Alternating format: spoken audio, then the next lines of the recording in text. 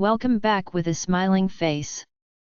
Links to previous episodes are given in the video description, so don't forget to like, subscribe and share the video. Embers of Rebellion. Episode 12. Chapter 107. Macy dropped the vial off later that night. However, when I heard the knock and opened the door, I was stunned to see Tatum with her. I knew they were close, but to see him with her so late at night made me wonder if more was going on than just being friends with benefits. Macy, noticing my shock at seeing him, speaks. "Oh, we weren't. Tatum just came with me just in case. You woke Tatum up at 1 in the morning to see my dad? You sure he wasn't already at your place?" I laugh, raising an eyebrow. I don't understand why she was being so secretive about it. No one would care, but I knew Macy still hated Pax, so I wondered if it was because he was one of Lucian's pack members. I let them in and walked into the kitchen to make coffee. "Hey, Mace," Lucian says as he comes into the kitchen to help. Only then do I realize that Lucian would see it by me getting my hidden coffee out. He snatches it off the counter the moment I set it down. "No caffeine." "You're pregnant," Lucian growls. I try to take it off him, but he holds it above his head. It is morning. I am tired, and I have to be up soon. So there is no point in me going to bed now, I growl at him. "You will make them come out with 6 heads, he snarls. I shake my head at his logic. Caffeine was fine. Macy, taller than me, snatched it from him and stuck her tongue out at him, handing it to me. "It won't hurt her." "But why aren't you going to bed?" she asks. I point to all the files on the coffee table. "Have a meeting with Dad's accountant tomorrow.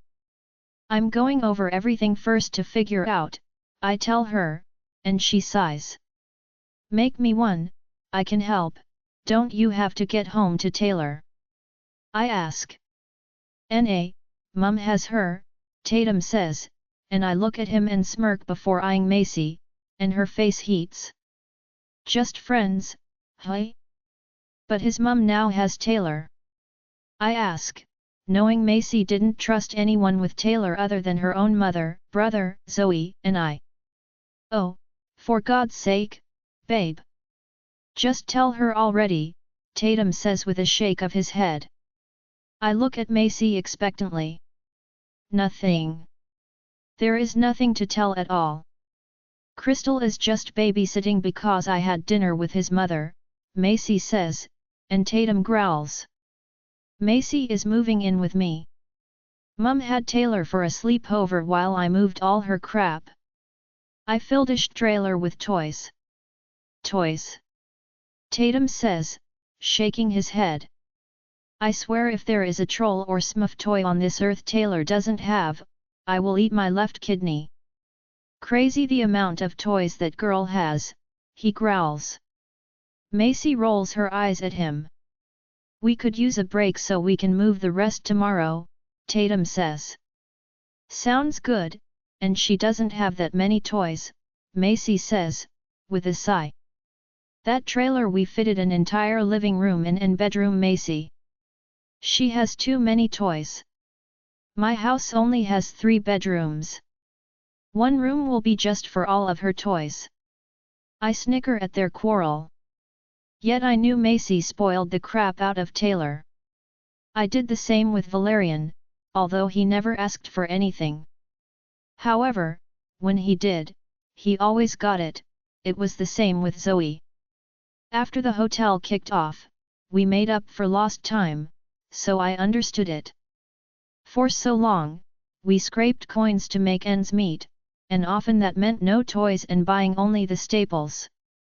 So once we had money, we spent it on the kids, giving them what we couldn't before we had it. I was the same with Valerian, yet that kid was limited with what he liked, so his toy hoard wasn't even a quarter of what the girls had. He wanted order and regularly cleaned out his toys to make room for new ones. So you're moving in with Tatum? I ask, pouring the hot water into the mug. Lucian growls and reaches for my cup, but I glare at him. Oh, here, Macy says, distracting him by giving him the vial. Lucian held it up to the light, and I could see the metallic silver liquid inside as he examined it. By the way, how did your ultrasound go? I forgot to ask earlier, Macy says, looking at Lucian. It was Macy, and I knew she wouldn't blab to the world, and neither would Zoe, and Lucian told his father already. You jinxed me, I tell her with a giggle. Jinxed you, she says, her eyes sparkling with mischief. Twins? She asks. Triplets, Lucian says behind her, and her lips part as she looks at my non-existent stomach. Girl, you gonna be huge, like a beach ball huge, she laughs. Wow, bet that was a shock, Tatum says before coming up behind Macy. His arms encircle her waist as he buries his face in her neck. Yep, you can say that again. Marin will get her tubes tied after. Lucian abruptly states. Really? I scoff. Yes, I am not being neutered, Lucian says. Yeah, I'm with Lucian.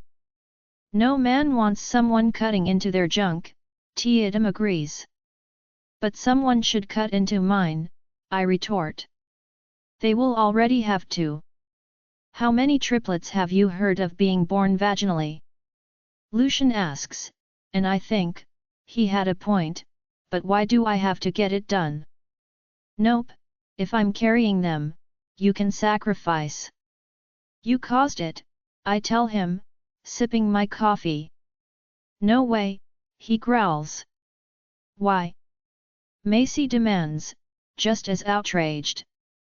Because I don't want me cut off, they don't cut off you, Macy says, shaking her head. I am not losing my manhood, typical man response. And I am not getting my tubes tied. You will either get the snip or wear condoms, Lucian pulls a face. It doesn't feel the same, I shrug, uncaring. He was getting it done if he didn't want any more after these ones. Litter, he says pocketing the vial. Bet Valerian was excited, Macy laughs and I sigh. Let's just hope they are boys, I tell her, and she snickers. I hope you have 3 girls, I glare at her. Hey, don't say that. You jinxed me last time, so close your swallow hole. I can assure you she doesn't swallow, Tatum says, and Macy elbows him. Will you shut up, go annoy Lucian, whatever it is you men do, she snaps at him. Tatum chuckles but doesn't leave her side, and Lucian grabs a beer out of the fridge and passes Tatum one. I glare at him, he reckons he needed a beer after finding out we were having triplets, yet I worried seeing him drink. Maybe you can convince Macy to let me put a baby in her, Tatum says, wiggling his eyebrows at me. Fat chance. I like the babies I can hand back to their mothers. Taylor is enough for me, she says quickly, and Tatum pouts. Just one, he asks, but Macy shakes her head. 2, Tatum says. How did we go from 1 to none and now 2, she says, shaking her head. Just get, you want kids, go find someone else. When I agreed to move in with you, I told you that I didn't want any more children, she tells him. Yet I knew why that was, which made me wonder if Macy told him because he wouldn't have asked if he did. Macy couldn't have children. She had a hysterectomy with Taylor because she bled out and nearly died. Macy. I whisper once he wanders over to Lucian in the living room. I know I have to tell him, but... She looks over her shoulder at him. He will leave when he does, she sighs. Is that why you didn't want anyone to know you moved in with him? She shrugs, just enjoying it while it lasts. Once he finds out, he will run for the hills. They always do. I smile sadly. In the last 5 years, Macy has had 2 serious relationships. She even got engaged once, but both left her once they found out she couldn't have children. She told the first one just before they moved in together, and he walked out as quickly as he came into her life. The other she told him the day after they got engaged, and the same thing. I don't think Tatum is like that, but you need to tell him before he gets his hopes up. She chews her lip nervously as I tell her. I prayed I was right. Macy nods and sighs before running her fingers through her hair and grabbing her mug. Come on, let's sort these papers out, she says, wandering over to the coffee table. Lucian was on the phone with Doc, who was waiting for the vial. They spoke for a few minutes before he stood and looked at Tatum. Want to come for a drive with me to the hospital to drop this off? Lucian asks, and Tatum gets up off the couch. You have been drinking, Macy scolds. I have had one mouthful, he says, passing his almost full bottle to Macy. She takes it and looks at it. Fine, go then. Can you bring me some Pringles back? Tatum laughs and leans down as she looks up at him. He pecks her lips. Yes, be back soon, he tells her. Lucian kisses me before walking out with Tatum, leaving us alone. Macy and I go over the paperwork for the pack, and I sigh, finding it getting worse the more we dig. This one here, Macy says, holding out a slip of paper. I take it from her and glance at it. It was an old arcade that was in the red. Yeah, what about it? Want to sell it? She asks, and I glance at it. You want to buy an arcade? She shrugs. Zoe and I were discussing pooling our savings and buying something to fix up and invest in, she says. But we have the hotel. I ask her. No, you have the hotel, Zoe has her flat out the back of it, and I have nothing, not that I am complaining. I know we have always split the hotel income, but I want something to leave to Taylor, same with Zoe. So we have been looking into it. I chewed my lip, feeling bad now she said it like that, but I was initially planning to cut the girls in before I got my father's pack. But maybe I still could. You can have it if you clear the electricity bill on it. Just pay what is outstanding on it. It just shut down, but hold off buying anything with Zoe for a bit. I want to speak to Lucian first. You're giving it to me? She asks, glancing down at the arcade. It was run down but owned outright by the pack, but the electricity bill was nearly 10k. And the machines needed work, so Dad just shut it down, and it has sat vacant since. 10k, and it's mine, she asks, checking the electricity. I didn't know how much she had exactly, but I knew she could cover it easily. One thing all of us were good at was saving. The only time we really splurged was with the kids. If you want it, you can keep all the crap in it, too, I tell her. I had no use for an arcade and had no idea what state it was in, but that would be one less bill to pay. Lucian won't have a problem with that, she asks. No. But I may have something else if you want it, but I need to speak to Lucian first. Are you sure? The building is worth a lot more than that. It has a bowling alley in it and is on the main drag, she asks. Macy, if you and Zoe want it or even just you, cover the electricity bill and it is yours, I tell her. It would only help me out if she took it off my hands. I had no time to fix it up and also the funds. If she wanted to put her time and money into it and save me the headache, that was fine by me. Thank you, she whispers, looking at its portfolio. Now, I just needed to speak to Lucian about the hotel. Maybe I wouldn't have to sell it to Lucian if he let the girls chip in as partners. They know what it holds in value, and it could help cover the rebuild cost. Besides, they helped fix the place. It seemed only fair they also owned it along with me. But the rest of this, I was in way over my head with. Chapter 108. Lucian Tatum and I went and dropped the vial off last night.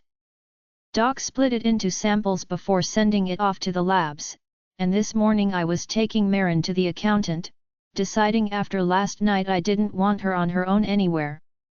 Marin had been nervous all morning about something, and I could tell she wanted to ask me something. She was weird when I got home last night, making me wonder if she argued with her father or something. Glancing at her, I decided to ask her because her weird mood was freaking me out. "What's wrong?" I asked as we pulled up at a set of traffic lights. "I am worried about the accountant," she answers. "Why?" "Because I wasn't expecting you to come with me." My brows pinched together, wondering what she meant. "It's that bad?" "No. But I did something when I inherited everything, and I was hoping it remained hidden, but now you will find out," she says. "What did you do?" "I got even. And also I was angry at you, so just don't be mad. But it was a lot of money, and I had this stupid idea, but it may annoy you off." She shakes her head. "You won't tell me," she shakes her head. "And you told no one? And how much money did my mother leave you?" "Zoe and Macy know. We had a good laugh about it, but I wasn't expecting you or anyone to find out." I was going to ask her what it was when she spoke again. "I also wanted to ask you about the hotel. Macy said something to me last night, but I worry it may upset you also," she says. "Why would it upset me?" "It's your hotel," I tell her. "Well, legally, yes. But it was your mother's. You don't want to continue the rebuild or sell it?" I ask, wondering what she is getting at. "My mother left it to Marin. I would never interfere with the hotel. Mum wanted her to have it. Therefore Marin was free to do as she pleased with it. Though I hoped she wouldn't sell it off." "No. Not sell it, sell it, I will still own it, but," my brows furrow, and I accelerate as the light turns green. "Just say it, Marin," I tell her. She sighs. "I was planning on doing it anyway before you came back into the picture. But now you are, I thought I should ask," she says. "It's your hotel. That doesn't change, so tell me what you want to do. I am running out of funds for the rebuild. The insurance didn't cover everything, and the savings set aside for emergencies are running out. Everything else is locked down in term deposits and trust funds which I don't want to touch unless necessary. I know you offered to help, but you refused to take money from me," I growl. "We have a kid and live together, yet she never lets me pay for everything. She is always contributing even though I don't want or need her money." But hearing all this made me wonder how much she did have. "I don't want a handout, and I don't want to owe anyone," she says. "I'm your mate," I tell her. "I have never needed help, and I don't want it, but Macy and Zoe have been pooling their money to invest. You want to split the place 3 ways? Change ownership into 3 titles?" I ask, and she nods, glancing at me before she starts nervously defending herself. "I know it was your mother's, and I will still own it. But Macy was telling me last night, she and Zoe were looking into buying something investment-wise to leave to their kids, and I was already going. I think it's a good idea," I cut her off, and she turns in her seat to look at me. "You do?" She actually seemed shocked. "It may have been my mother's, but you 3 girls built that place." "But I have one condition if you go ahead," I tell her, and she clicks her tongue. "I'm not losing ownership, just partnering up," she starts to say. "Give it to them," I tell her, and she gapes at me. I think you're missing the point, Lucian. I kind of can't afford to unless I touch Valerian's money, which I don't want to do. And I don't know how much they have, but anything will help with the rebuild, and the money will only be going back into the hotel until we can open, and I would hand it back, I know that, but my condition is, either I buy it off you, or you give it to them and let me cover the rest of the cost. I tell her. No. I don't want your money, and Macy and Zoe wouldn't agree to that anyway. They would think they owe you. What is with these girls and settling debts and even gifts? Then split it 4 ways. We don't need their money, Marin, and they are like your sisters. You 3 build it. I can get contracts drawn up so they know I can't interfere with the hotel. I will merely be an investor but hold no control, I tell her. Once Valerian comes of age, I can transfer any title I have to his name, I tell her. Just let me ask the girls first, she says, and I nod. I would rather she take the money, but she is too headstrong. Maybe I could speak to the girls and get them to convince her. The way I see it, they helped build it to the way it is. They should have equal shares. Besides, they may not believe or think it, but I owed them for being there when I wasn't. So if this helps them and clears my guilty conscience, it is a win-win. Pulling up at the accountant's, my father was there waiting already, and Marin climbed out of the car and waved to him. I grab the box of files off the back seat when the back door opens, and Marin snatches a pink folder off the back seat. I can take it, she shakes her head, making me confused. What had she done that she didn't want me to see? She almost looked embarrassed. When she closed the door, my father hugged her, and I could tell he was tickled pink about her pregnancy. John also met us, and we all walked into the accountant's office, along with my accountant that arrived at the same time. Not that I didn't trust John's accountant, but I wanted to be sure. We moved into a room with a huge oval mahogany desk, and I took a seat next to Marin, who was clutching the pink folder. The accountants start chatting among themselves and going over paperwork while my father has a silly smirk on his face as he stares at her. Turning slightly in my chair, Marin's eyes go to his, and her lips part. You know, she asks, and he nods once.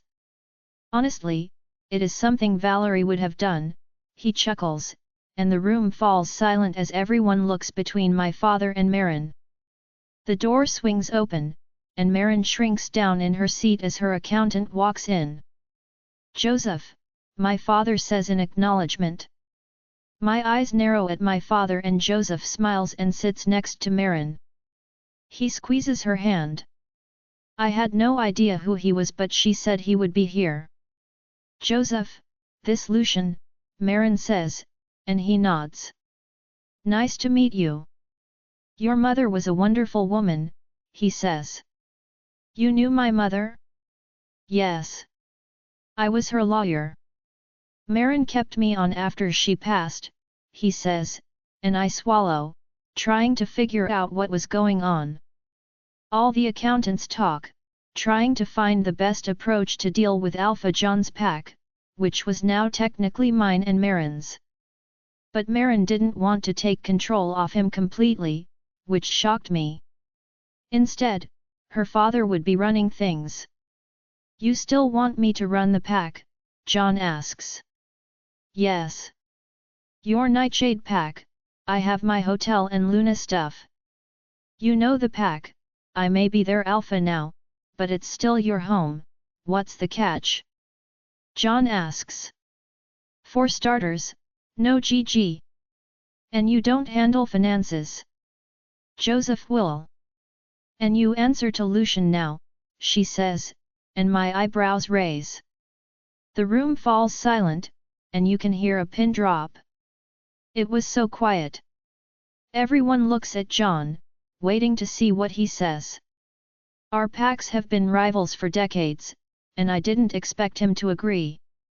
Okay, but can we please see Valerian?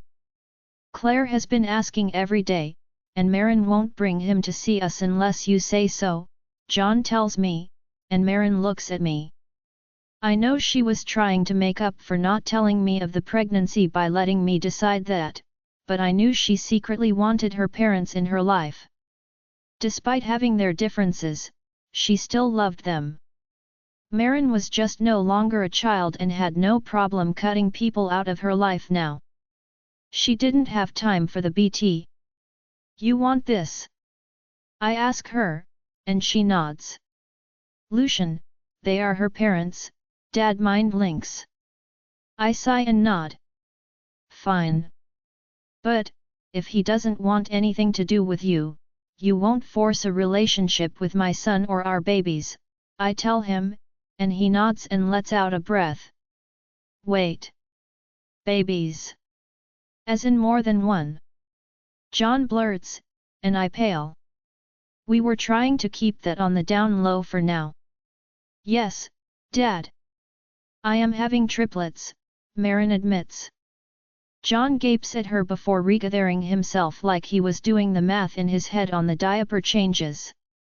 Can I tell your mother? She is going to love this.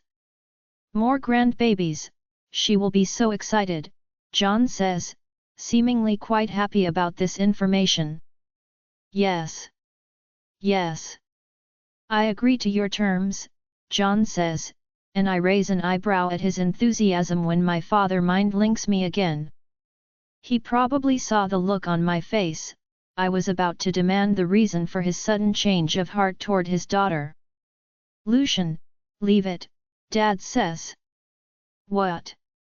He wants to pick and choose whose kids' lives he will be in? Where was the B*D when Valerian was born?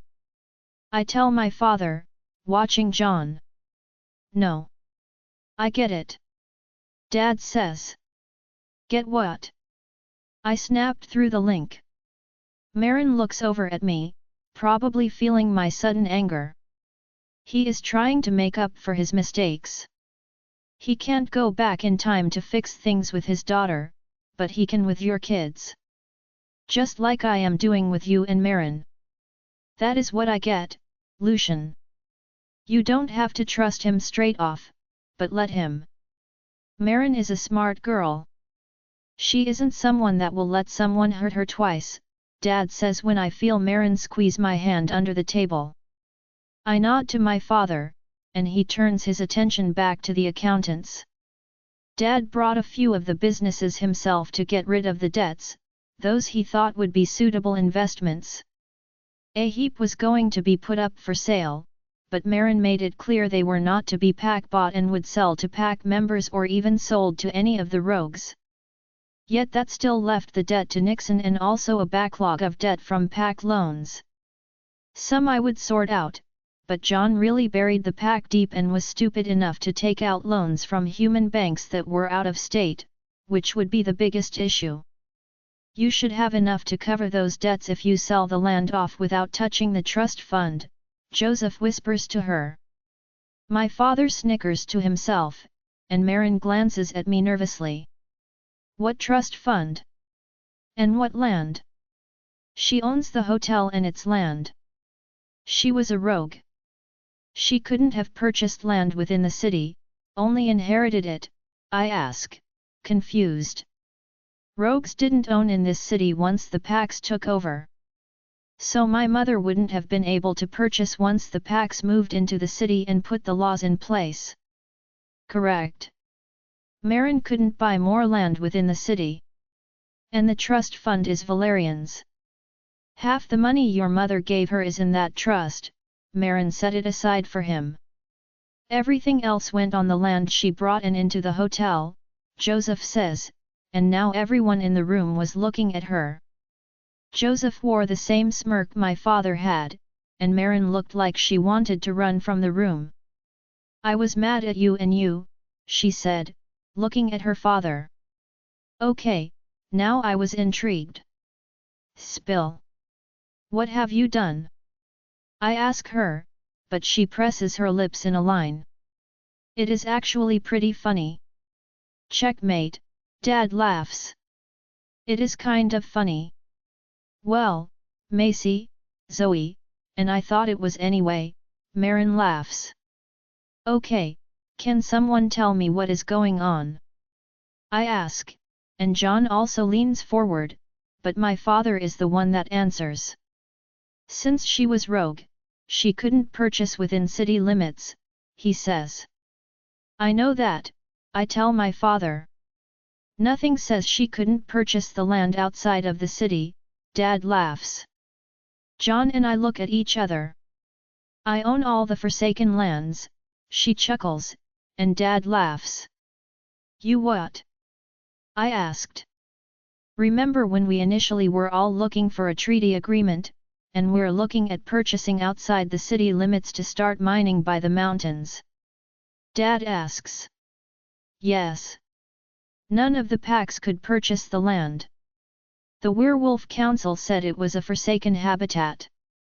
I answer, what a complete waste of time that was, months of planning only to not be able to purchase the land. I checked into that, and it was already brought, Dad says. Wait. You knew the land couldn't be bought and didn't tell me? At the time, I knew it would lead you back to Marin and your mother, so no, I never said anything, Dad admits.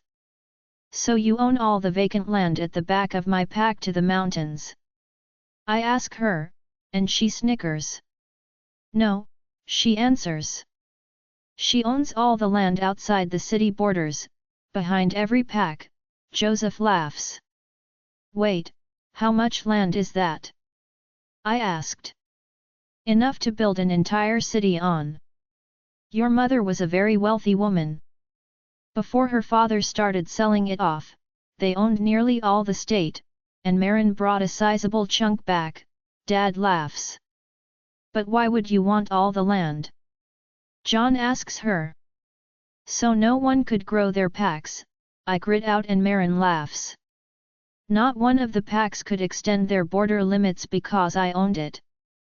So technically, when you all did your border patrols, you were all trespassing on my land, she chuckles. You cunning little, I growl and shake my head.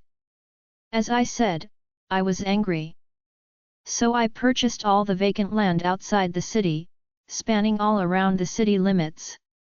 All that empty farmland is mine and Valerian's. With the city becoming overcrowded, I knew the packs would want to buy into that land. I made sure they couldn't, she laughs. You are why we couldn't purchase the land for mining, I growl at her. That was a big deal 3 years ago. So that is why Nixon couldn't build that mall, her father laughs, and she nods. Every pack looked into why the Werewolf Council wouldn't sell the land. Said it had an anonymous buyer and was for the preservation of the forsaken habitat. We thought they were being jerks since they weren't part of the city, John laughs. Wait. You stopped my skate rink idea, her father growls, pointing an accusing finger at her. Yeah, and the subdivision I was planning out the back of the reserve, I said I was angry, Marin says. Angry? You plotted behind every pack and bought out their land. I tell her. Smart, my father says. Or stupid. What if the packs found out? I ask her. They would have killed me. But at the time, I didn't care, and I just wanted to hit back at the packs. They owned the city. I just made sure they couldn't extend it, she says, folding her arms across her chest. No wonder she refused to let me pay. After going over her books, in assets alone, she trumped everyone here. She owned more land than all of us. Had more money and net worth than anyone in the room. It astounded me and, quite frankly, it was a little intimidating. We were all played by one little rogue who outsmarted all of us. Dad was right.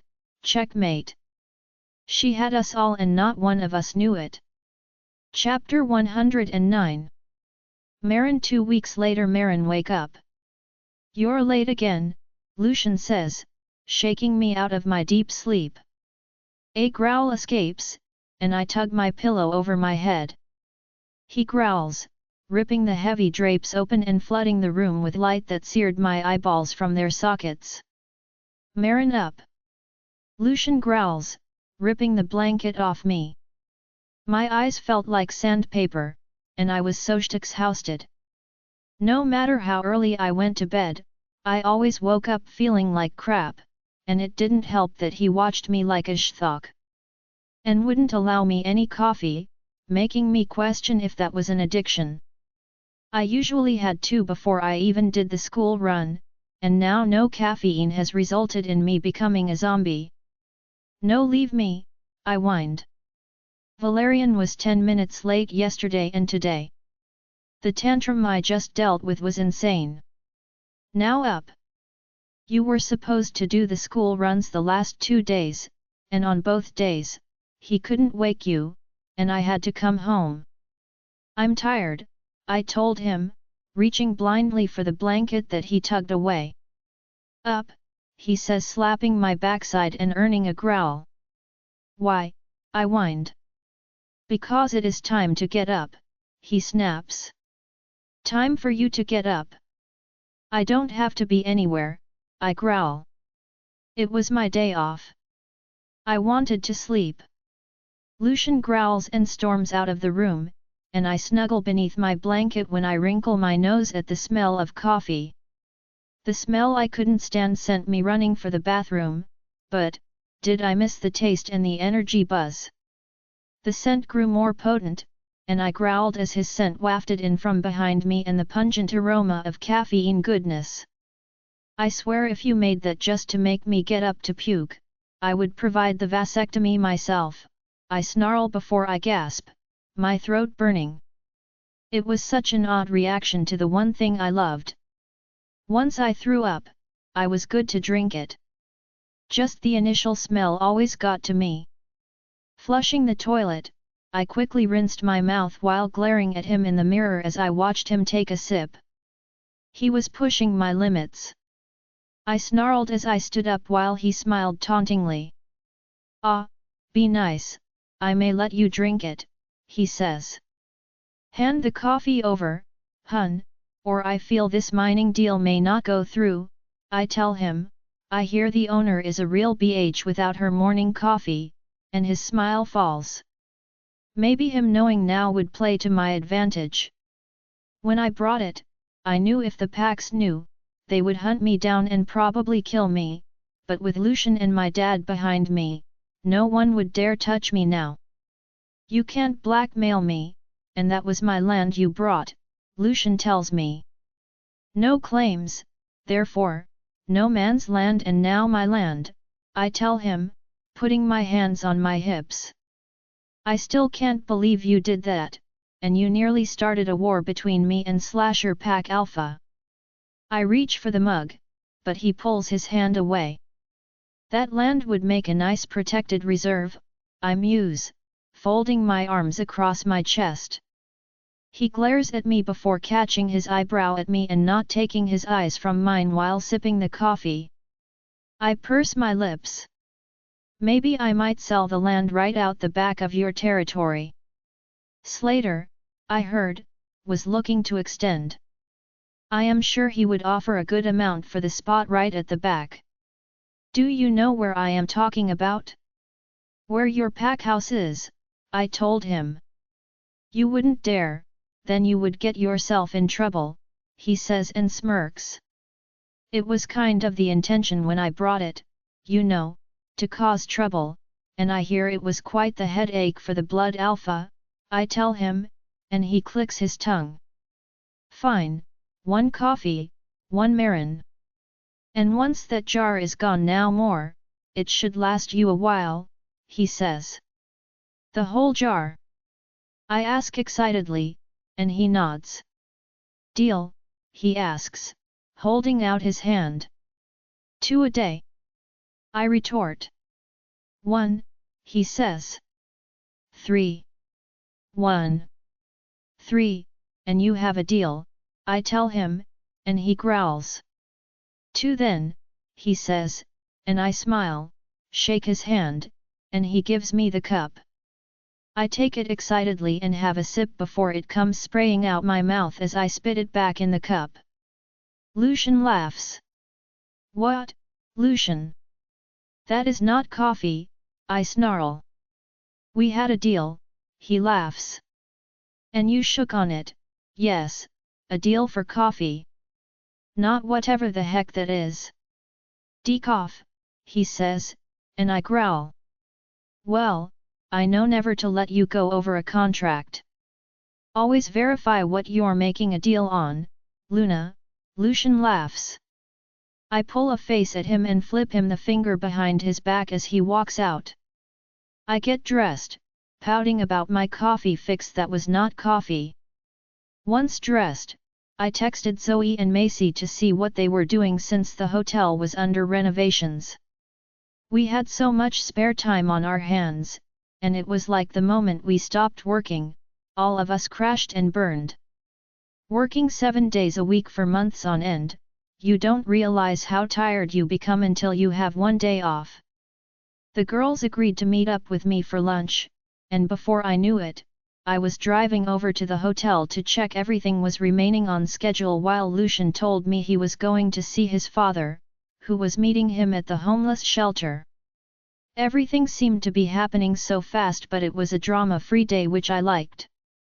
Lucian took care of most of the debts while I waited for my accountant and some agents to sell off some of the land, selling off everything besides the land behind our pack and my father's old pack, and out of spite, I was also keeping the land behind Nixon's. It might come in handy later on. Lucian seemed rather shocked about everything, as one would be, but mostly, I knew I had it but never actually thought of doing anything with it. I brought it out of spite, but it may just be what saves us from going under. Valerian's money was locked in a trust until he came of age. I could get it out, but the hoops to jump through would be a pain. Plus, the thought of touching it sickened me. The day slipped by slowly, and the girls and I went to lunch in the city center. It felt odd being served and not doing the serving. We all looked and felt out of place. People stared and muttered mainly at Macy because she smelled rogue still. The waiter places our food down in front of us and a tea. Glancing at the waitress. I think you gave me the wrong one. I ask her. She smiles apologetically. I'm sorry, Luna, but, Lucian. I growled and she whisked away quickly. I knew that must be Lucian's doing, seeing as it was one of his pack cafes we were sitting at. Macy glances around before sliding her cappuccino in front of me and sends me a wink. I saw nothing, and I think he is being ridiculous over the caffeine thing, she declares. And cheese, I tell them, glaring at my salad. Cheese? Zoe asks. Yep, listeria, oh and fish, apparently mercury levels, and since he can't be bothered looking up which fish best to steer clear of, he has banned all fish, oh, and mayonnaise. I will kill him by the end of this pregnancy. Every night he has his nose in a baby book, I say with a roll of the eyes. Yeah, that, Macy says, and Zoe glances around like she is waiting for him to pounce on me over the coffee Macy gave me. Have you told Tatum yet? I asked Macy, she kept avoiding it. Although, she had admitted that he had been hounding her since Tatum found out about my pregnancy, especially now that they had officially moved in with each other. I will, she sighs, picking at her Caesar salad. Zoe smiles at her sadly. And I felt terrible because I was pregnant with not one baby but 3, and Macy couldn't have one. What about you? What's going on with you and Lucian? Macy asks, spearing a piece of lettuce and popping it in her mouth. I knew she was trying to change the subject away from her not telling Tatum, but I would let it slide this once. Fine, he is super annoying and clingy now, but I was thinking about what? Zoe asks, biting into her wrap and watching me. Yet it had been nagging at me, and even though we had marked each other and I was Luna of his pack. When I signed the titles the other day, it bothered me that I was using my last name because, technically, the pack on the paperwork were separate packs. Do you think it would be strange if I proposed to Lucian? I know it is usually the other way around, but my cheeks flush. Macy stops mid-chew to stare at me, her eyes narrow. Wait, you want to get married? I thought you were against the whole thing, and it's just a piece of paper and blah blah blah, Macy says. Well, I was, but Lucian is handling Dad's pack for me, but he has to run everything past me because technically, I am Alpha. I tell her. Zoe snickers, and Lucian is your Luna, she laughs. I nudge her, but technically whoever held the titles was Alpha, so I was his Luna, and he was mine. And Valerian has his name now, and oh my gosh, Marin, if you want to marry him, you don't need to give us a list of reasons why you should, it ain't a business deal. Just admit you want to marry him. Macy says. So, when are you going to do it? Zoe asks, and I shrug. I don't know, I would have to get him a ring first, just saying that sounds so backward. I shake my head. Why? Zoe asks and I shrug. It just did, and my face fell. What? Macy says. What if he says no? That would be mortifying, yet they both looked at me like I was absurd. He is your mate, nothing more permanent than the mark on your neck, but you think he won't marry you? Zoe says, shaking her head. I told you, ladies, we can become NONS3XUALLS if necessary. I will gladly marry you both. If Lucian says no. And the same goes for you, she says, nodding to Zoe, and I laugh. But I ain't eating P number SSY. I don't even like the look of my own V number, GNA, let alone getting close and personal with either of yours. Lucian says no. I'll ditch Tatum and marry ye. I gotcha, baby girl, she says and winks at me. I laughed. It did sound rather silly that he would say no. I say do it. Besides, you got options. Macy is your backup plan if he says no, Zoe says, snickering before going back to eating her food. We all ate and made small talk before deciding to check out some of the jewelers when we came across one hidden up some side alley. I did not even know this place was here, Zoe says, glancing up at the sign. Dion's Jewelers, I shrug, opening the door and stepping inside to find some rough-looking biker man sitting behind a glass cabinet, glasses perched on the end of his nose as he reads something. Tattoos covered his arms, chest, and neck from what I could see poking out from his button-down shirt. He glances at us while we look around. Luna, ladies, ah, what a surprise! What can I do for you today? He asks. She is looking for an engagement ring for her mate, Zoe answers him, peering into the glass displays. He nods, sipping his can of Coke and stepping into the main area where we were before turning to look at Macy. Oh, not me, her. She is going to propose to Alpha Lucian, Macy tells him, and my cheeks heat. The man coughs on his drink before punching his chest. My eyes widen as he chokes on his drink, and I move to pat him on the back while he gasps. Are you all right? Macy asks him. Went down the wrong hole, Dion gasps, numbering in a breath. I stepped away from him as he cleared his throat. The man was a giant and not what I expected the jeweler to look like. How about I show you a few things, then, he says awkwardly. Chapter 110. When are you going to do it? Zoe asked as we waited for Dion to polish it. He was taking forever. Macy drummed her fingers on the counter impatiently. How long does it take to polish a ring? I thought to myself. I don't know. Callan said he could take Valerian tonight. I could try to make us dinner and do it tonight. I said try because the smell of food really made me gag. He may be eating Chinese from a container.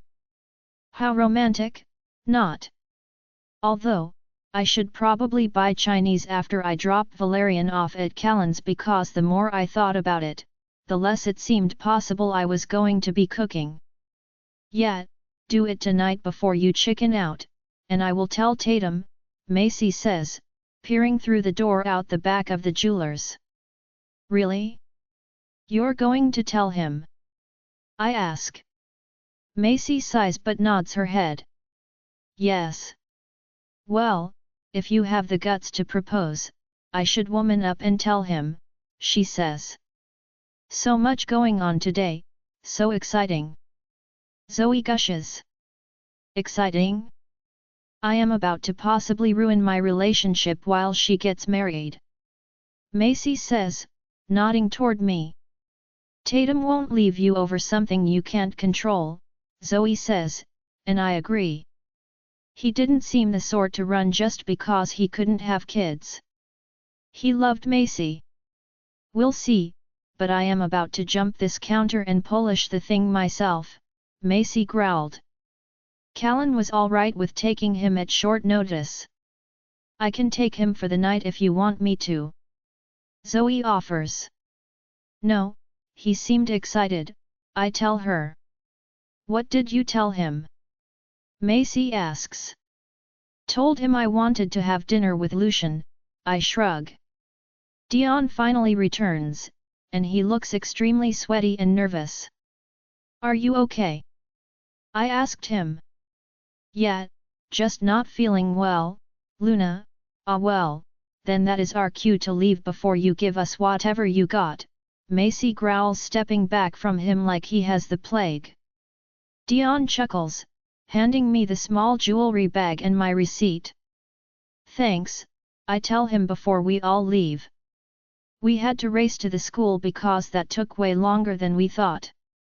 Macy bought another cappuccino as we left, sneaking it to me when I hopped in the car. I sighed in relief before reaching into the tote bag in the back. Macy took the decaf coffee jar, emptied it into a bin near my car before Zoe filled it with real coffee that she snuck from home. I did not give that to you, and if he finds out, I will totally deny it and blame Macy, Zoe states with a soft laugh. Wait, why blame me? Macy asks. You're scarier than Dante, Zoe says. Macy clicks her tongue and folds her arms. Is that so? She asks. Dante thinks so. Besides, Lucian is his alpha.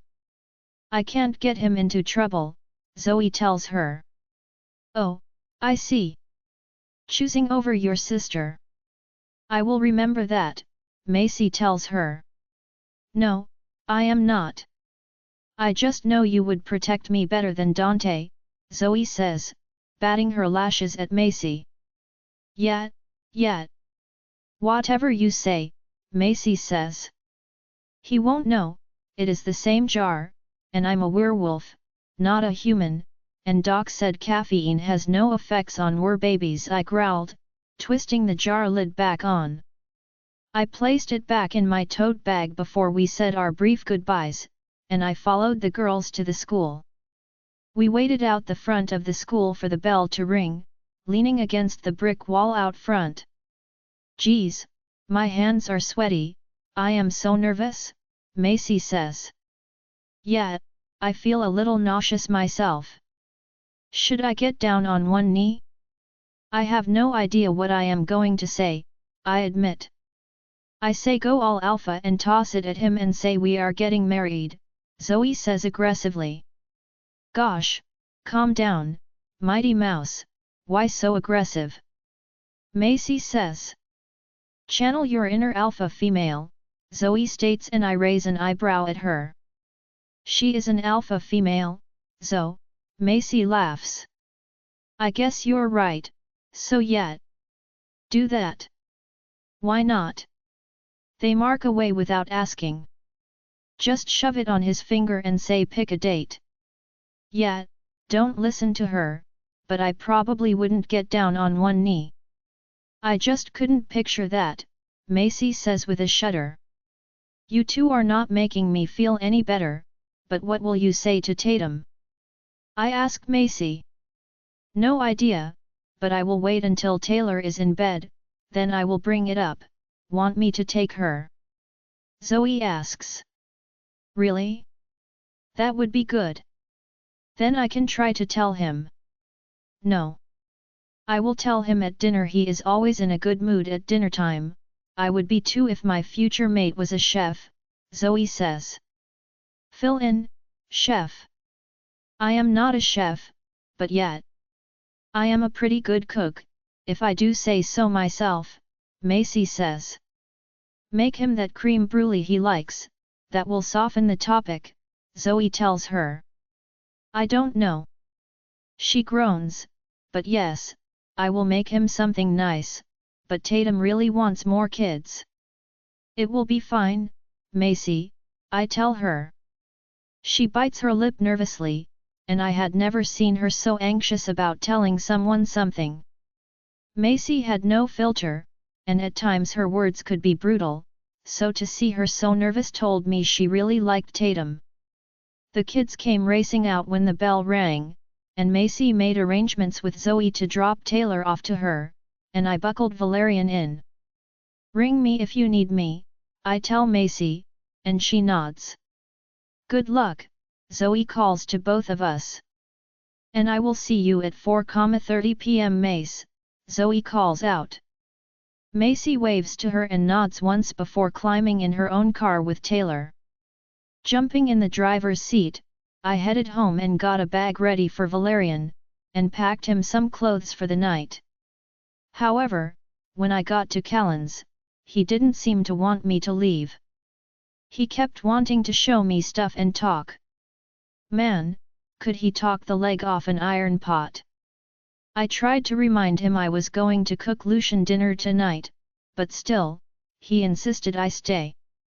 Definitely Chinese food, it is what I declared by the time I was about to leave when Lucian mind-linked me just as I sat in the driver's seat. Having fun with Dad? Lucian laughed.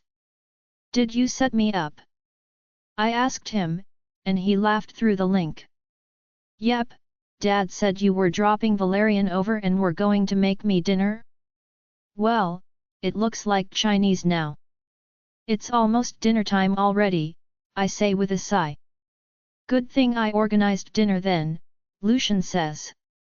It better not be your sausage, I was actually planning on cooking actual food, I growl. It is real food, but you will definitely have a feed on my sausage later, Lucian laughs. What are you making? Hurry home, and you'll find out, Lucian purrs through the mind link. I laugh and cut the connection. Driving home, I parked underground before grabbing the small velvet box out and slipping it into my handbag. It felt like it weighed a ton, I couldn't believe I was actually going to do this, and my palms became sweaty as I waited for the lift to take me to the top floor. Nerves twisted in my stomach as I pushed open the door while giving myself a pep talk, Zoe's idea sounding better and better. Yep, I was going to do what she said, or I would chicken out. I wandered down the entryway flicking the hall light on and shaking my head, wondering why it was so dark. And I knew he was home, and I could smell something cooking. Lucian! I called out, but got no answer. I muttered to myself, and dropped my bag on the hall stand, rummaged through it, and grabbed the small box out. Gulping, I turned the corner into the living room and kitchen to find the whole place lit with candles on every surface and rose petals. Stunned, I stopped and gaped, wondering how long I was gone, knowing this must have taken some time to set up. It was only 5:30 p.m., and I left here at 4:30, and there were hundreds of candles. I considered the fire risk briefly when Lucian cleared his throat, making me realize he was right in front of me on one knee. I planned on doing this next week. But Dion called, so I had to improvise, Lucian says. How? I asked. This would have taken more than an hour? Dante, and Tatum, while I cooked and screamed like a banshee for them to light them, and rip roses apart, Lucian chuckles. You don't get to take this from me, he whispers before turning his palm over, and opening a velvet box, revealing a ring. I watched, I saw, and I loved you more, so Marin Summers, will you marry me? Lucian asks. He asked because I was about to chicken out, yet I couldn't stop the stupid grin that split onto my face or the tears that rolled down my cheeks as I nodded my head. Yes, I replied, and he let out a breath before taking my hand and slipping the ring on my finger. I peered down at it. Recognizing the ring, only now it was shiny, and the stone was replaced. Is this? I was about to ask, recognizing it as one of Valerie's rings, and he stood up. My mother's, yes. Valerian helped choose the stone, but, he slips the ring off, showing the inscription inside it was what he said. I watched, I saw and loved you more. I will spend the rest of my life loving and watching you, he whispered before slipping the ring back onto my finger before lifting my chin and kissing me. Chapter 111. I kiss him back before remembering his ring in my hand and pulling away when he growls, gripping the back of my neck. His lips cover mine again as he kisses me deeply, his tongue dominating my mouth. Oh, well, I guess I'll give it to him later, I thought as he pushed me against the entryway hall stand. I hit it, making everything on the top rattle, and my handbag fell off with a thud. I put the ring box in the small bowl that rocks precariously on the edge when he grips me, making me shriek as he sits me on top of it. He chuckles, his lips moving to my neck, but I grip the collar of his shirt, yanking him toward me. I love you, he whispers. I love you too, I tell him out of breath when he pulls out of me. I'll run you a bath, he chuckles behind me before kissing my shoulder. I nodded breathlessly and collapsed on the bed when he spoke again. And I should probably reheat dinner, even though you just had a feed of sausage, he laughs, and I reach for my pillow before lobbing it at him. He ducks and laughs while walking into the bathroom. It was the incessant noise of my phone ringing that woke me the next morning, and had me untangling myself from Lucian. He growls, trying to tug me back to him while I lean over him reaching for my phone. The screen lit up, and it was still dark outside, so it must have been early. I snatch my phone from the bedside table as I lean over him. Peering at the screen, I see Macy's picture pop up on the screen. I sit up and Lucian tries tugging me back to him and successfully pulling me on top of him. I push off his chest, straddling his waist as I answer it. Lucian's hand rubs my thighs as he mutters under his breath. Macy? I ask, answering the call and holding it to my ear. Macy? I say again when I hear a choked whimper. I didn't know who else to call. I can't go home. My brother moved back in with my mother when I moved out. Zoe's place is too small, and you know we clash when living with each other, she says before sobbing. Macy, what's wrong? Can Taylor and I come stay the night? I know it's terrible timing, but I told him, Evie. I told him and he stormed out. I don't want to be here when he gets back, Macy cries. Of course, come over. I will set up the spare room, I tell her, and she quickly says goodbye. Lucian stares up at me, his amber eyes glowing in the dark as he peered up at me. What's going on? He says. I think Tatum just broke up with Macy, I murmur, and he sits up. What? Lucian says, shocked, but I didn't want to say anything because I wasn't sure what was going on myself. I climb off him and retrieve some clothes. I need to set up the spare room, I tell him, and he gets up, grabbing some shorts. I'll help, he says. Chapter 112. Macy. I felt like an idiot ringing Marin, but I couldn't sit there and try to hold myself together in front of Zoe. She was too emotional, and seeing her cry would make me cry. The woman was Estonian. Zoe wore her emotions for the world to see. I loved that about her, but I just wanted silence right now. Marin was the opposite. I swear she is made of steel. It took a lot to break the woman.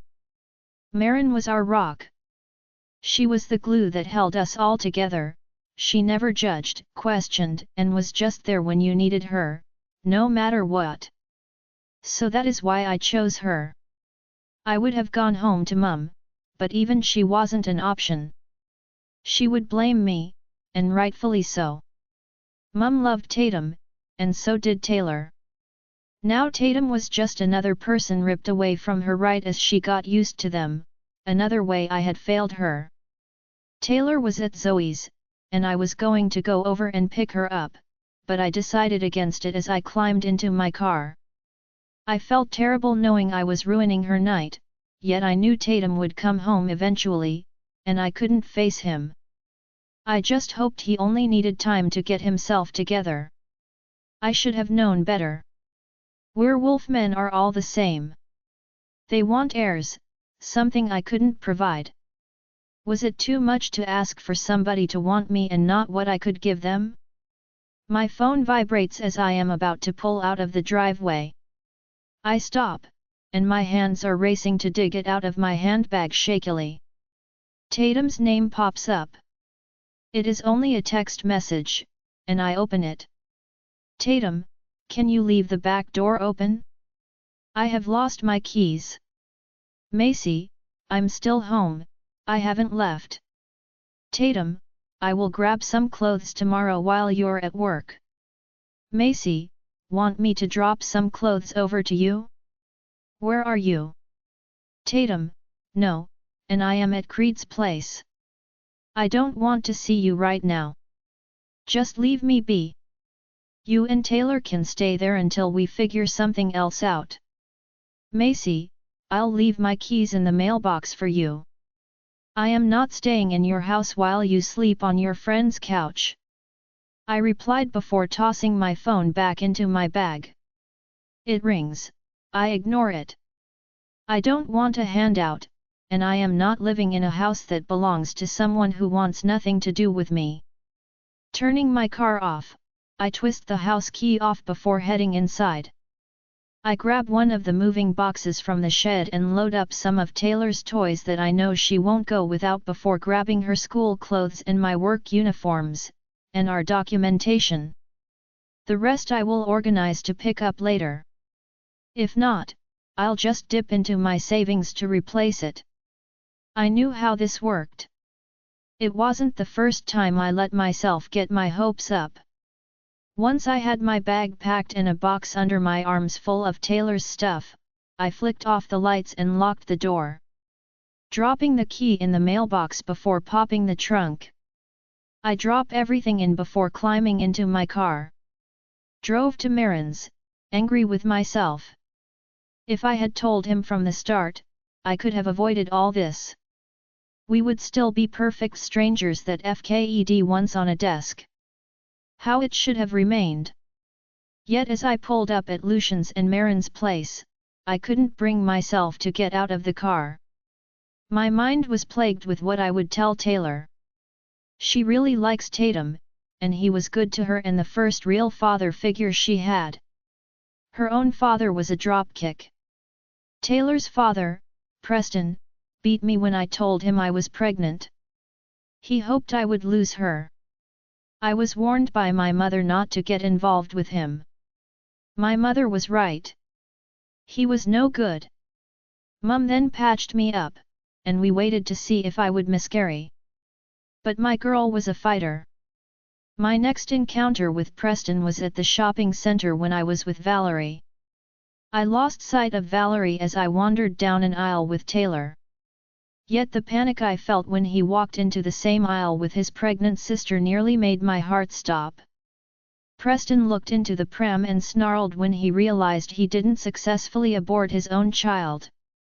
I had left the aisle in search of Valerie when she couldn't be found, so I went to the parking garage. I had just gotten Taylor into her car seat when he attacked me from behind. He slammed my head into the door trim, splitting my forehead open. Luckily, the keys were still clutched in my hand, and all I kept thinking was that I needed to lock the car. I needed to protect her from him, so I hit the key fob and got to my feet as he tried to rip the car door open. Me or her? And I chose her. I would always choose her, even if it cost my life.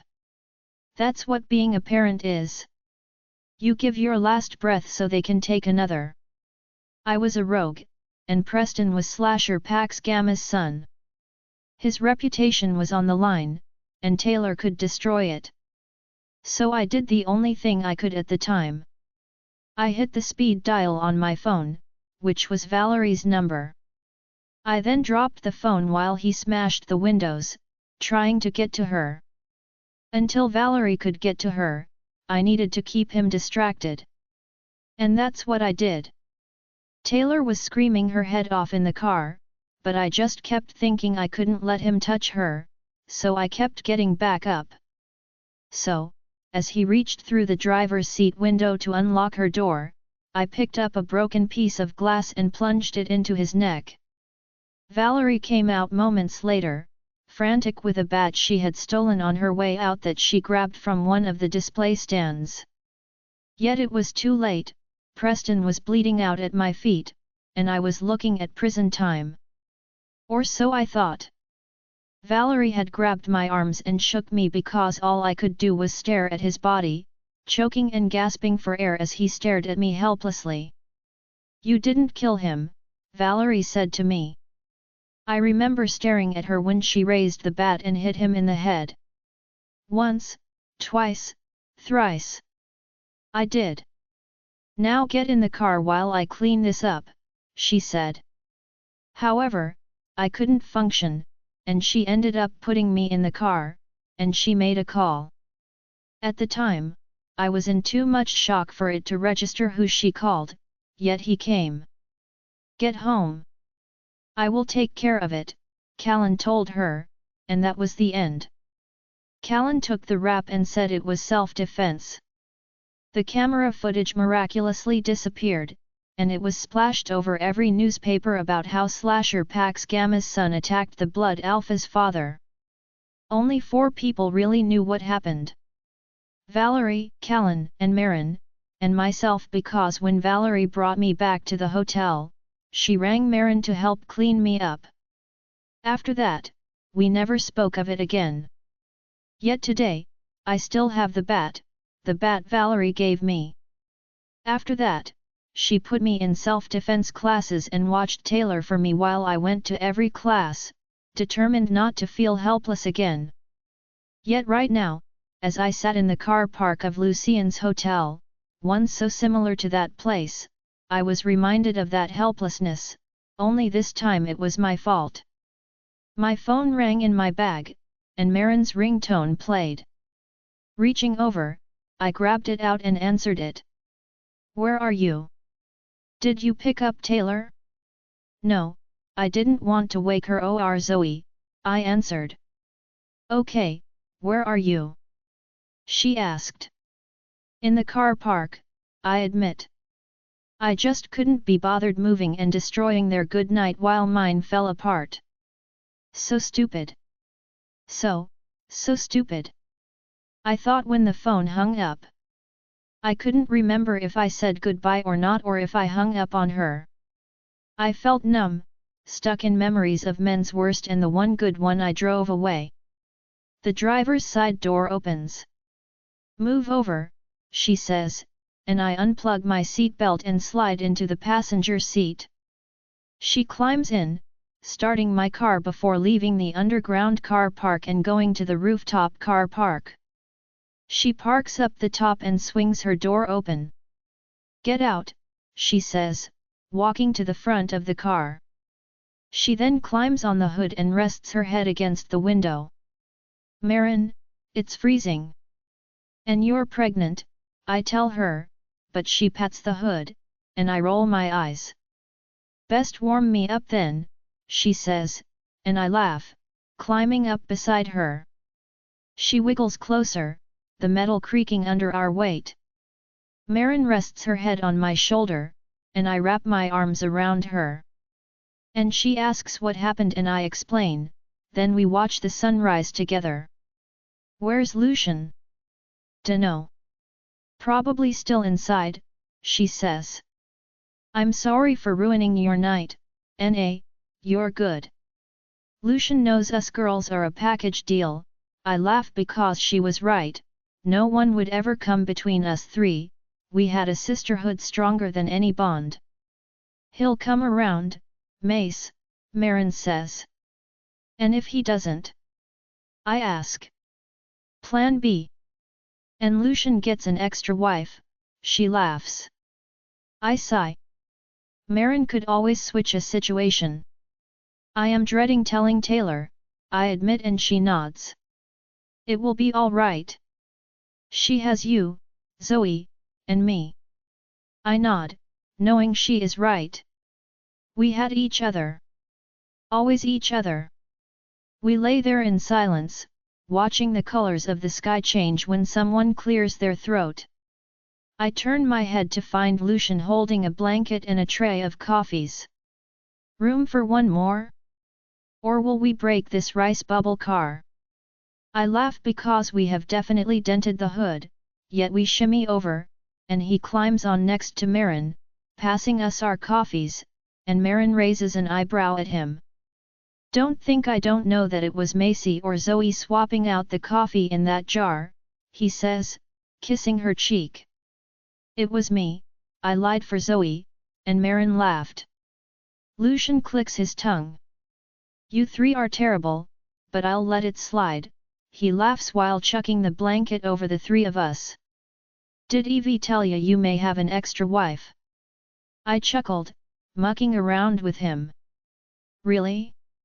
Sounds like a bad reality show, he says, kissing her head and rubbing her arms to warm her freezing skin. I will have the hotel set up one of the apartments for you until you and Tatum sort everything out. If you don't, you know you're always welcome here. Until your hotel opens up, then I'm sure you'll want to move back there, Lucian says. Yeah, true. I could stay with Zoe if it puts you out too much, I tell them. Or you could stay at one of the apartments there since you own it, Marin says when Lucian moves, digging in his pocket. He hands me some rolled up documents. What's this? I asked. We wanted to give it to you and Zoe when we opened back up, Marin tells me. I unrolled it and looked at it to find the title changed. Mine and Zoe's names are now on it, as equal partners with Marin. I can't accept this. Zoe won't accept this. I tell them, shaking my head. You can and will. Marin wanted to cut you, girls, in any way, but I don't want her taking your money. Save it for the arcade. But you all built that place, made it what it was. And you looked after my mate and son when I didn't, so I will foot the bill as my way of saying thank you. And you will accept and sign it, Lucian says. And you're okay with this? It was your mother's, I asked him. Of course. Besides, you just said I had an extra wife, so I'm not losing anything, he laughs. Guys, I can't. If not for you, accept it for Taylor, Marin says, cutting me off. I nodded, and Zoe was going to lose her. Thank you, I tell them, not knowing what else to say. They both nod, and Marin lifts my arm and places her head back on my shoulder. Marin, we helped Macy settle in, and Lucian was pissed off with Tatum and even rang him. Though he assured me that it wasn't that she couldn't have kids, that it was because she didn't tell him from the start and to give him space. I tried to tell Macy this, but she wouldn't listen and said she was done and that it was for the best. Macy had gone to get Taylor from Zoe's the following morning, and she would be staying on the floor below. I knew everything would work out in the end. Macy was stubborn, and once you hurt her, she walked. She always said she didn't have time for drama, and she was right. None of us did, yet we always found ourselves stuck in it. I will go grab Valerian from your father, I tell Lucian as I scoop up my handbag from off the floor by the hall stand. I rummaged for my keys before spotting the ring box. With everything going on, I forgot to give it to him. I grabbed it, and his arms wrapped around me from behind, and he kissed my shoulder. I went to open it, but now I knew why Dion was so insistent on this ring. Because it actually matched and had similar marked patterns etched around the outside. Lucian's hand clamps over mine, closing the box before I can open it. Put it in the safe. Save it for when I marry you, he purrs. You don't want to see? I ask him, and he confirms my thoughts. Nope. I trust Dion helped you pick it out, so I know it will match, he chuckles. I sighed, closing it though, I wanted to show him the engraving it had inside. I guess it could wait. Go get Valerian, he says, turning me around to face him. I hand him the box, and he pockets it. Then you can put this away then, I tell him, and he nods. 3 weeks later weeks passed, and Nixon was really pushing my father to go to the media to back him up. But after his claims, the city was divided. Lucian's pack scientists had been trying to replicate the vaccine and had so far been unsuccessful. Despite Nixon saying he was doing it to help the city the Forsaken. He refused access to this so-called facility, even when Lucian mentioned it at the Alpha Conference meeting. Nixon claimed he didn't want the pack becoming involved and the vaccine slipping into the wrong hands. In other words, he didn't want the vaccine replicated, knowing he had nothing to use over my father. And with the debt hanging over my head, he used it to get his way in the council. Nixon also still fought me with the rogue laws being changed. Ballets went out, and the city was given a voice, yet most were too scared to go against Nixon. We were still fighting for the change. But now he claimed that my father handed the pack over after threats from Lucian. And until the debt was paid, Nixon still had partial ownership, therefore, my vote didn't count. And if I marry Lucian before it is paid, then we are one pack and his wouldn't matter either. Leaving the slasher pack in a precarious position if he goes against Nixon, seeing as they have business dealings together. Nixon had the site's people wrapped around his demented finger. He also claimed that letting the restrictions against the rogues become expunged would endanger the city, since they were only one step from becoming forsaken. His logic made no sense, yet the media ate it up. And when the votes went out, our packs weren't allowed to vote on it. The slasher pack Alpha had confided in Lucian that he was also worried about Nixon, and how the constant media attention was dividing the city. He believed too, that Nixon was doing something that would sway the city to get rid of the rogues completely. We just had to figure out what.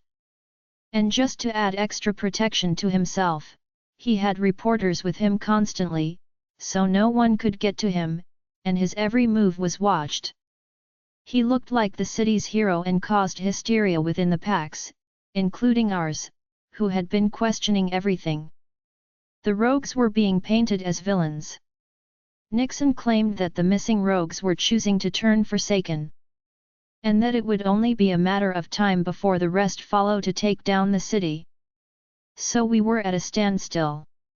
I had just dropped Valerian to school and was headed to the hotel when I was pulled over by one of Nixon's officers.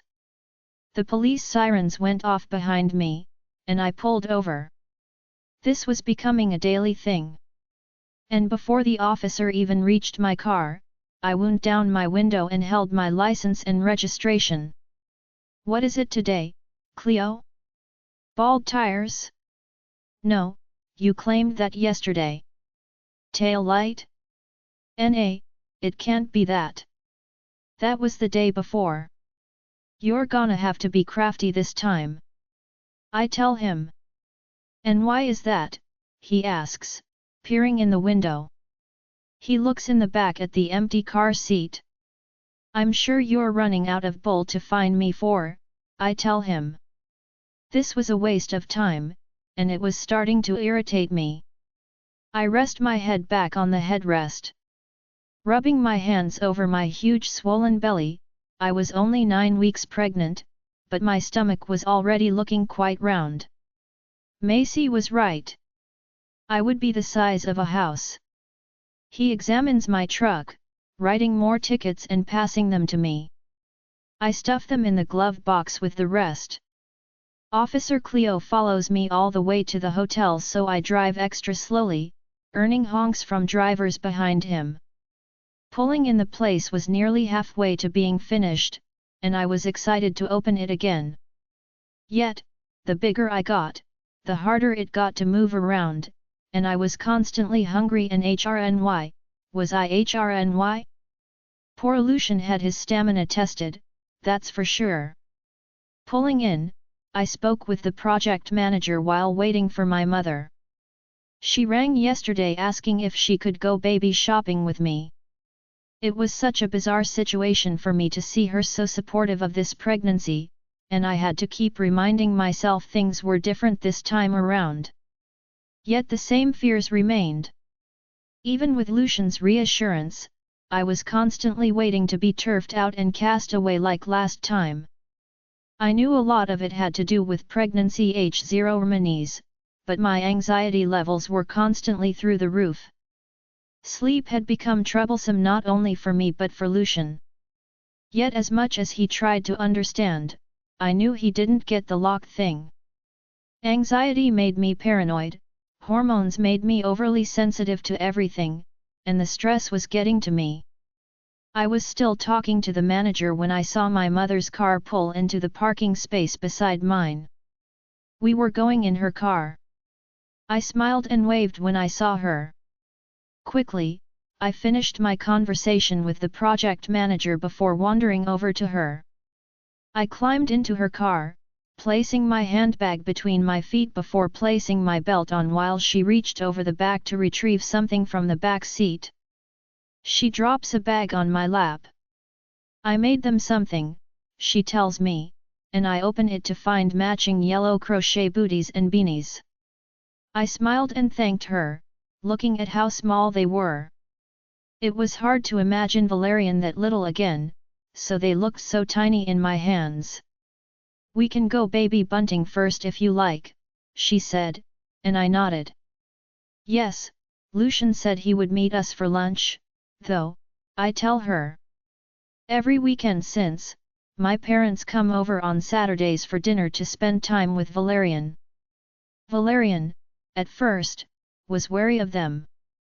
Although he had asked me if he could go to training with my father. It was a little odd and took some convincing for Lucian to allow it, but we merged pack training, so both packs now trained at the arena every Sunday together, and any rogues that wished to attend also trained with them. Lucian had been taking Valerian along. Lucian thinks he is too little to train, but I was training from the moment I could walk, and I knew my father wouldn't allow him to get hurt. I attended the last one, and it was odd seeing my father training my son, so much similar to the way he taught me. For the most part, life was good, Ava was even training, and I could tell it meant a lot to Mum that everyone was getting along again. However, pulling up at the baby shop, my mother stared out the window as she stopped the car. I should have done this with you last time, she murmured, staring up at the store decorations. I swallowed but said nothing. We failed you, she adds, and I nod, not knowing what to say. They did, big time, I accepted and moved on from that, or so I thought. My anxiety said otherwise. For the most part, I had come to terms with everything and didn't see the point of dwelling in the past that I couldn't change. You're here now. Let's focus on that, I tell her, but she shakes her head. We should have told you, protected you, and gone to Lucian. Nixon would have made you keep him and used him against you and your father. We knew that was no place for a child to be raised amid war. We messed up. We thought we were protecting you, instead, we destroyed you. You think you destroyed me? You didn't, I tell her. How can you say that? When your father came home and told me you were going to let us be a part of your life, I almost didn't believe him after everything we had done. We didn't deserve a second chance, she says, staring off vacantly. No, you didn't deserve a second chance. She looks at me and nods, her lip quivering. Hating you doesn't hurt you, only me. I haven't got time to hate Mum. I haven't got time to harbor the sort of energy that would take. You think you destroyed me, you did, and I'm not sure I will ever fully forgive that, but some good came of it, I tell her. Valerie? She asks, and I nod. Valerie was a massive part of it. Her influence in my life was greater than any passage of time I had endured, but that wasn't all.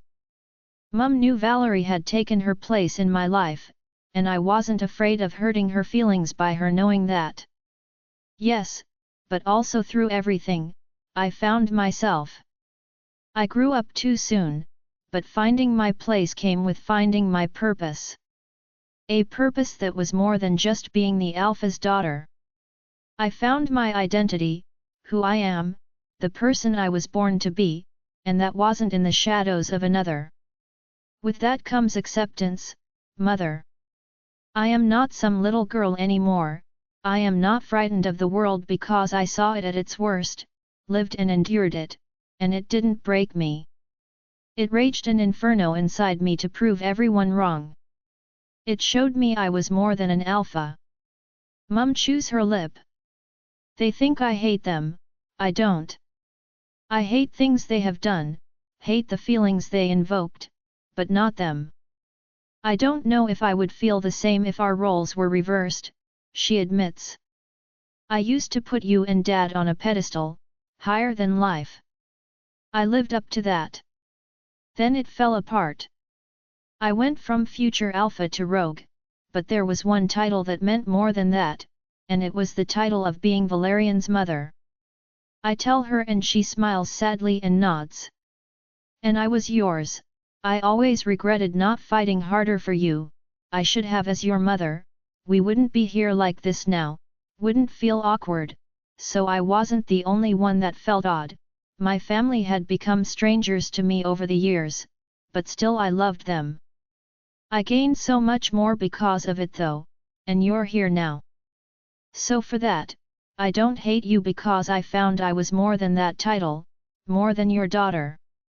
I just needed to climb my own pedestal and hold myself higher, and doing that made me see everything clearer than when I was the alpha's daughter. Now I am a mother, friend, Luna, an alpha, and I am me.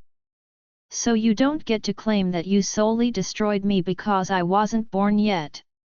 Only I can destroy what I built. Only I can destroy my value because it isn't up to you to give it to me. Yes, at first you destroyed me, then I rebuilt myself but in my image and not that of others, I tell her, reaching over to grip her hand. I squeezed it. So don't reminisce about a past that no longer exists. That was just the foundation of a better future, I tell her, and my hands go to my belly, my kid's future, mine, and Lucian's future. So come on, let's shop before I need to pee again. I know that is definitely in my near future, I laugh, and so does she. We climb out of the car and head inside. We picked out a few things but not knowing the genders, only left options that were neutral. However, going to the next store, I noticed my mother was becoming fatigued and irritable, not at me but at herself as she tried to keep up. I was looking at cot sheets and mobiles when she made a strange noise down the aisle, glancing over my shoulder at her. She clutched a rack, and her body trembled, the stand shaking under her grip. "Mum!" I wandered back over to her. I touched her arm, and her head whipped up, canines protruding, and bloodshot eyes stared back at me as she snarled. I stagger a step back, and she steps toward me before shaking her head. "What did you ask?" she said, looking at me expectantly like I had asked something of her. "Oh, this is cute," she gushed, making me wonder if I had imagined it. She held up a onesie, holding it against my belly. "I'm kind of tired. I was thinking of heading home soon," I told her. Yet seeing it frightened me. "What? We just got here. Didn't you want to go to baby bunting?" she asked me, and my eyebrows almost rose into my hairline. "We just left there. We went there first," I told her, and she seemed confused. "We brought the bassinets," I tell her, and her brows furrowed in confusion. "I must be tired," she murmured so softly I almost missed it. I needed to speak to Dad and Lucian. It was like a switch had flicked within her, and so suddenly. "Come on, we will get you home," I tell her, leaving my basket. I text Dad to come get her, not wanting her driving. He met us in the car park, and despite me telling her he was coming to get her, she seemed surprised to see him. Dad placed her in the car and handed me Mum's keys so I could get back to my car. "Is she always like that?" I asked worriedly. Dad sighs, "Yes, when she is due for another dose," he says, looking in the window at her. "It shouldn't be coming on so quickly," he said, his eyes darkening to black. "Nixon hasn't stopped treatment?" I asked. "No, he wouldn't risk it, but the vaccine is not lasting as long now, wearing off faster like she is becoming immune to it. I will speak to Lucian and see what the scientists come up with. If needed, go to the media, and declare the vaccine not working. Maybe we double the dosage?" I asked. "Nixon would kill me," Dad says. "Not with everyone watching. He won't. He will have no choice but to agree or admit his vaccine doesn't work and let other pack scientists in to help.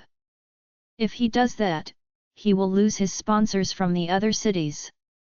Big Pharma won't back him if he can't prove it doesn't work," I tell him, and Dad nods.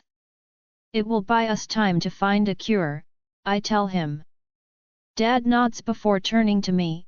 "Have you sold that land yet? Nixon said the other day he was going to file against the pack soon if it isn't paid," he says guiltily. I shook my head, and Lucian said he would sell some of his shares and help cover it until we could sell off the land, but it looked like I may need to dip into Valerian's trust, though I would have to put it back. Lucian could pay it, but a lot of his money was also the pack's money, not just his to blow how he liked. Our pack was questioning his authority with all the media attention, as it was.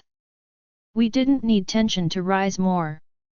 It could make everything fall apart if he did. I'll speak with Lucian and try to call a pack meeting. We need to get this taken care of before it becomes too late, I tell him, and he nods, giving me a quick hug before climbing in the car to take care of my mother. Chapter 114. Marin Mum was getting blood tests, and the vaccine needed to be administered every few days now. I have just hit the second trimester, and the hotel was only a few weeks from finished. Lucian sold most of his shares to pay half the debt owed to Nixon.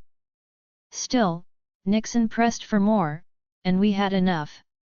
Lucian's scientists had managed to replicate the vaccine a week ago, and now they were working on finding a cure. Yet as we suspected, my mother was becoming immune to the vaccine, and with it came early onset dementia. She was losing her grip on reality. Dad was beside himself, and Ava was devastated. Macy and Zoe were doing everything at the moment, from the school run to managing the renovations, now that the structure was fully fixed. Callan ran the homeless shelter while Dad worked for my pack and Lucian his. Life was hectic, and Ava and I were tasked with watching over Mum, which meant taking her to these appointments. We also carried tranquilizers everywhere we went with her, just in case. But she could seemingly pull herself out of it before anything wrong happened. Lucian hated that I offered to help watch over her, said I was putting myself at risk, and he was right, but she was my mother. The woman taught me to walk, speak, and use spoon, and I knew if our roles were reversed and it was his father, he would be by his side too. Mum thanks the nurse that took her blood before the doctor administered the next dose, stabbing it into her arm, and she shivers. Her hair was beginning to grey, and she was aging quickly. All this because of Nixon. We had filed against Nixon to have his pack dismantled. My father went to the media 2 nights ago and outed everything, including the debt and how Nixon was the one who injected my mother. We were waiting for the repercussions, everyone on edge since Dad went lives across the city. Nixon was officially under investigation, and the Werewolf Council was now involved. Unfortunately, that meant my father was also under investigation, forced to remain in his pack territory, the same as Nixon. It was also another reason why I had to help Ava with Mum. Dad couldn't leave pack borders, and until I married Lucian, he had to stay on the opposite side of town, and the vaccine, now that Nixon wouldn't administer it, could only be given on Lucian's territory. The investigation was a slow process that would buy us time, maybe not much with tensions on the rise. Riots had started in the streets already, the city wanting answers. Nixon's pack had gone quiet. They don't leave their borders, and only trucks with supplies have entered since he found himself in hot water. Mum was in a cheery mood as we left, almost childlike and giddy as she climbed in the car. Ava sat next to her.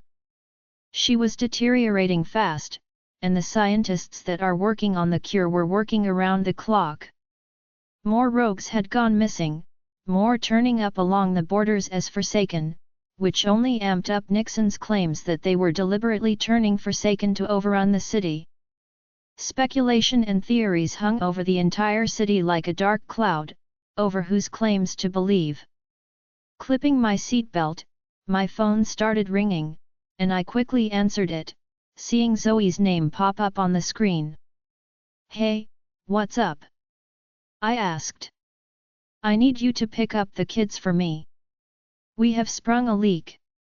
And the fire alarms, for some reason, turned on and have yet to turn off.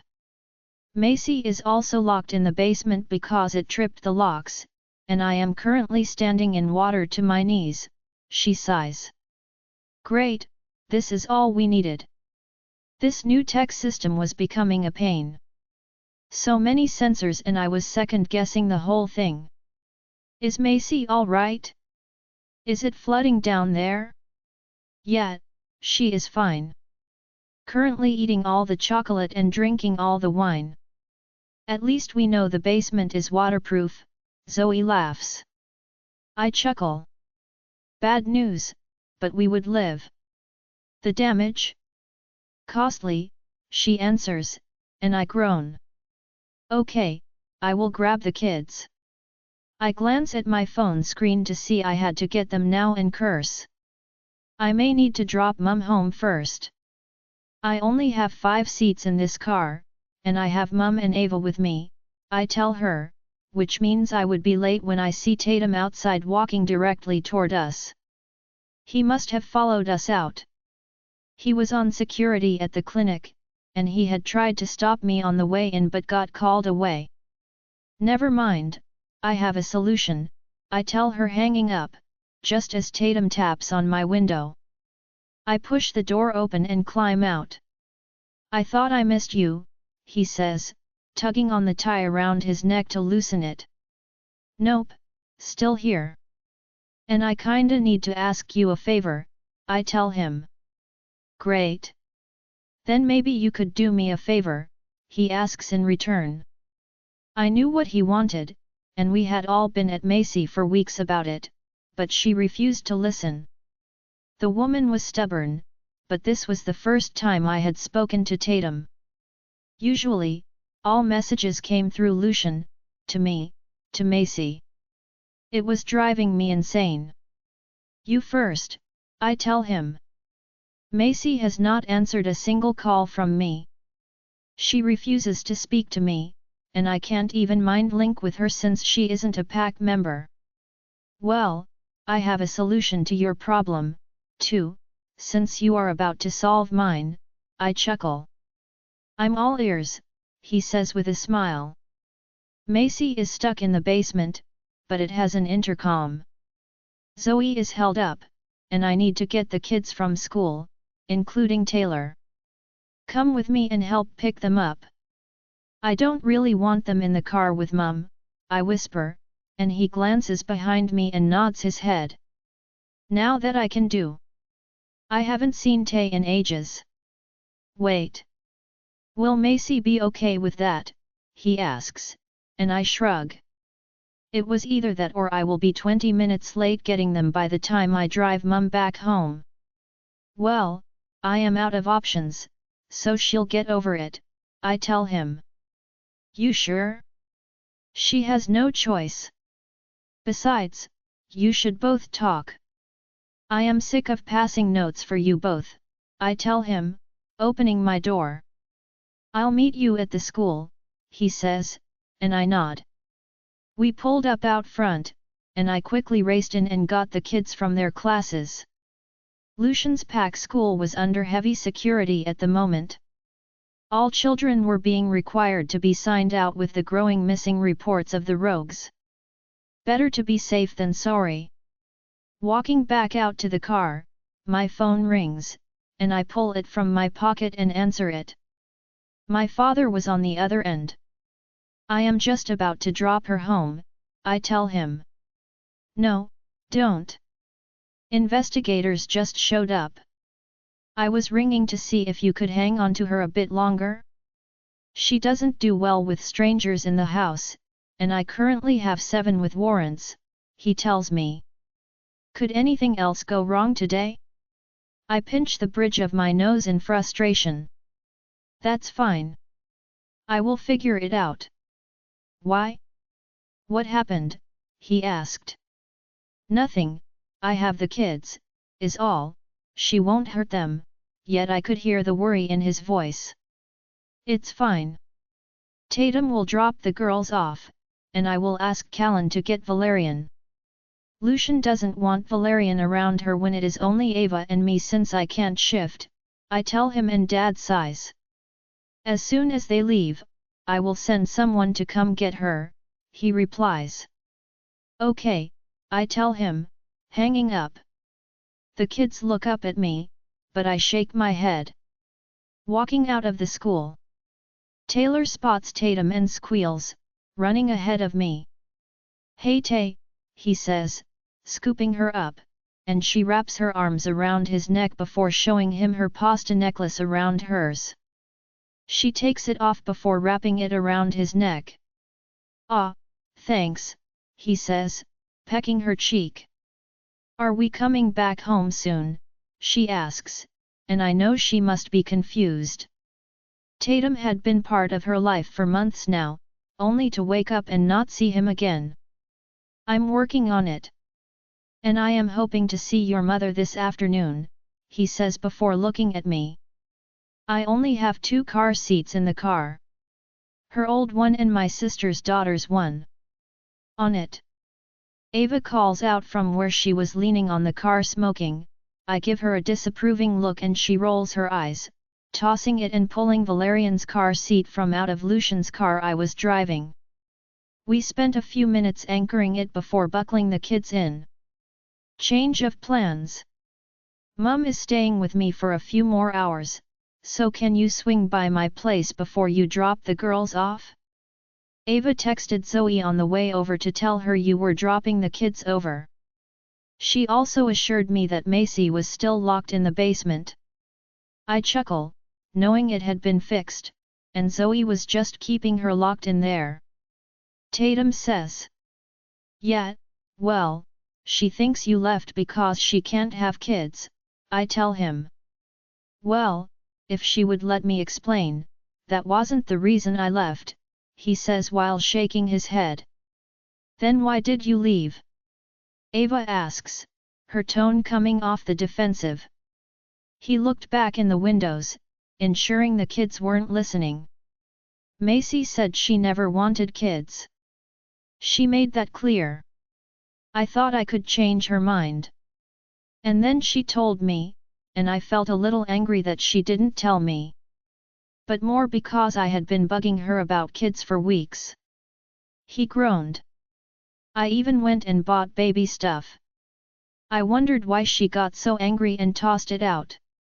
Then the next day, she told me, and I haven't heard from her since, he says. It will work out, I tell him. Yeah, but my sister went through IVF for years before having Sam. Had I known, I wouldn't have pushed so hard or at all. My sister hated when people mentioned anything baby-related or asked when she would have kids. I became one of those people. That's why I left. Tatum growls, shaking his head. I was angry but more embarrassed than anything. I am happy just having Taylor. Join our Facebook and WhatsApp group for more updates, link is given in description. Rest audiobook will be continued in next episode.